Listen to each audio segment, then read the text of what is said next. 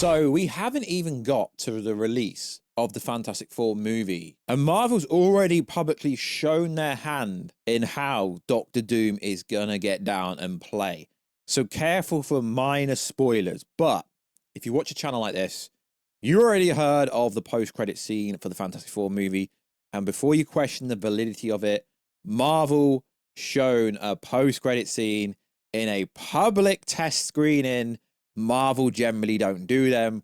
They want people to know that Franklin Richards, the OP baby, is going to be stolen by Doctor Doom. So, recently, over the weekend, we've had some pretty wild rumors and leaks come out which confirm and validate information that's been out there for the longest time ever in the terms of how this movie has to start once they pivoted away from the Kang storyline, but not exclusively after Loki Season 2 and Quantum Mania. So, yo, what is good, YouTube? Warstu here. If you are new around, make sure to subscribe to never miss any of the Marvel, DC, Kaiju, Monsterverse, pop culture-based content that I try to deliver on a daily basis. Good. Subscribe to the channel and let me know everything down below. Also, check us out on Instagram to see the beautiful face behind the beautiful voice. I've also got a channel over there where I can post things that I can't post on here at Warstu. Check us out on TikTok, Warstu. Also check us out on Twitter, Warstu. Hey! Right, let's get into it. So, Kang is returning. There's rumors. This doesn't necessarily mean it's confirmed or to be true, but the way they ended the Kang storyline in Loki Season 2, so the TVA shifted their focus to eliminate the Kang variants, with the implication that the entire organization is now dedicated to this task. This includes monitoring and pruning any branches where Kang and his variants may exist. Whilst TVA was somewhat successful in eliminating many variants, particularly those played by Jonathan Majors, the existence of infinite Kang variants remain a threat because we had to cancel Kang. So at the end of it, they do mention the Quantum Mania part, but we do see Ramatut. So people saying the Kang storyline is done with, it can't be done with. And because they're pivoting away from that towards Doctor Doom, it kind of has to start, and the rumor is it's going to start with Doctor Doom literally massacring Kangs, the Council of Kangs, the remaining Kangs, which is interesting and fascinating because obviously we know that Kang had multiple devices that could allow him to get around and do certain things. Is Doctor Doom essentially going to become He Who Remains in the future? I don't think that's the way they're going to go down. But the TVA's focus is always on maintaining the sacred timeline. That's nothing new. You lads and ladettes should already know that. So they are actively hunting the Kang variants across the multiverse. We know that. So Doctor Doom is going to have to take them all out in order to get the technology and get any information and basically eliminate someone that's also trying to, control the multiverse to a certain degree. Now, whether Jonathan Majors returns is neither here or there, but because the TVA are pruning characters in the sense of Kangs that look like Jonathan Majors, this could also open the door for other actors to portray Kang, emphasizing the idea of infinite variants, and not all of them basically look the same. So the idea going around, I mean, you could call it a leak, is essentially it's going to start with Doctor Doom taking out multiple variances of Kang and ultimately getting down to a showdown where it's Kang versus Doctor Doom in order just to show the normies this is the end of the Kang storyline. We know in the original script with Michael Waldron that allegedly the Beyondverse Kang that got sucked into the Beyondverse at the end of Ant-Man 3 was supposed to show up. But people need to understand is these movies are made for the general audience. General audiences don't really care for online leaks and rumors, so they need the general audience to understand what the freaking hell is happening before they can actually do it. So I personally don't think there's anything wrong with this. I want Jonathan Majors to return. He literally is a misdemeanor for taking his phone back. And he's been crucified in Hollywood. I personally would like Jonathan Majors to have a massive role and have Kang work alongside Doctor Doom. But this is the so-called rumor going around of how they're going to handle getting rid of the Kang storyline, because Loki Season 1, Loki Season 2, and Ant-Man 3, it's too big just to brush it under a rug. And reportedly, so-called scoopers are saying, yeah, Kang's going to be mentioned and that's it. No, Kang is going to be literally massacred by Doctor Doom in order to show Doctor Doom is the Alpha Super Saiyan God. And then essentially, Doom will become God Emperor Doom. Obviously, we're talking way ahead of time. That's not till Secret Wars.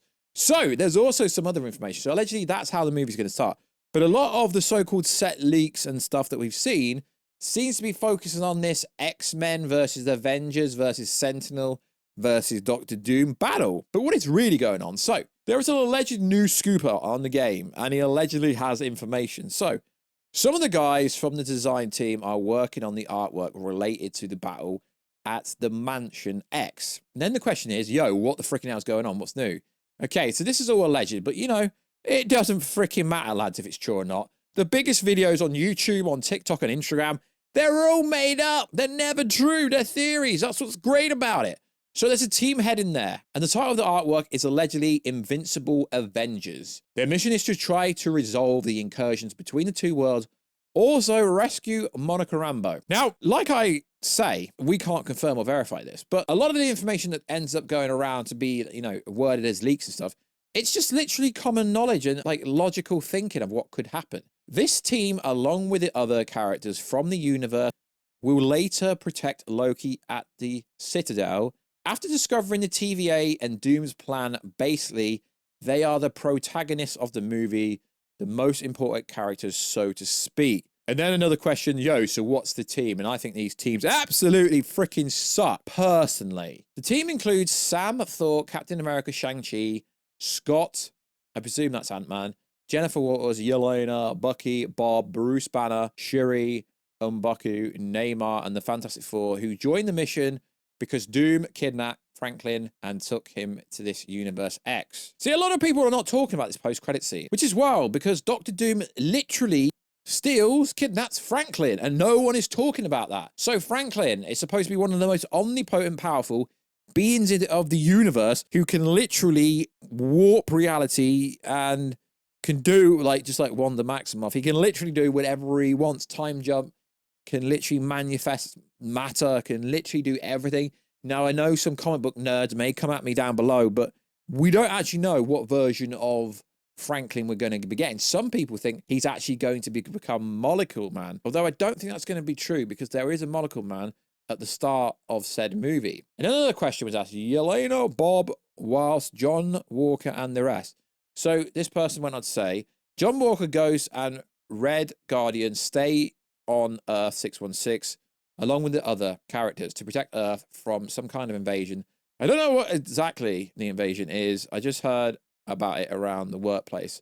But I do know the rest of the Thunderbolts, Wakandians, and the Sorcerers, along with Wanda, stay on Earth to defend it. So, whether this new scooper in the game actually knows what the freaking hell he's on about, it's neither here or there. But that is kind of some more context of this whole X-Mansion battle is allegedly the Invincible Avengers. The mission is to try to resolve the incursion between the two worlds. You can't really resolve an incursion. If the incursion happens, they both get wiped out. You can't really resolve it. And then the other information said they're going to protect Loki at the Citadel after discovering the TVA and Doom's plan. So, does that mean the TVA is working against... The TVA just wants to protect the sacred timeline. They're not really on good or bad. They don't care which side they're on. So, all this information is pretty cool. And yeah, sure, I could have dragged this out to 3 different YouTube videos, but I don't roll like that. So this is cool. So we've got information about the team, about the Avengers teams, who's on it, what they're trying to do, because Doom's kidnapped Franklin, but we've already seen that. Why is no one talking about that? I mean, I've spoken about that, sure, but no one else is talking about it. So that's interesting. So if Kang is going to come back, which I think it will be a travesty if he doesn't, because the whole Loki season 1, season 2, Ant-Man 3, Kang to the general audience is the big threat. Doesn't matter, like the people in the YouTube Marvel community that, you know, read and watch videos online on TikTok, YouTube, Instagram, right? The general audience doesn't generally care about that stuff. So you need to explain to the normies, you know, to the people that will watch Avengers trailer, like, yeah, I want to watch that. It's Avengers movie, that have no idea about who Kang is other than he was in Ant-Man 3. So they need to close that story. But I still think he should help Doom and become beyond Kang. That would be freaking insane. So Kang returning is freaking insane. I don't know if any of this is true. Like we always say, scooper information is no better than Reddit. Because Reddit and 4chan generally, there was literally the script for Ant-Man 3 was on Reddit, the same as multiple other movies. So it's interesting. So we don't know. Take it with a pinch of salt, but I think this news is freaking insane, lads and ladettes. So like always, check us out on Instagram at Warstu to see the beautiful face behind the beautiful voice. Go to page over there, which is, I think it's pretty cool. It's my favorite platform at the moment because Instagram, you can post really fast. Follow us on TikTok, Warstu, because I want to start posting much more, and I can't post more than 2 YouTube videos a day. And on TikTok, you can literally post a video in 1 minute flat. It's a joke how fast you can make so cool content. And also, check us out on Twitter, Warstu. And if you could, become a channel member on the channel. Help support the channel, help keep the lights on, and all that good stuff. And I will catch you in another video, guys, very soon. Catch ya later.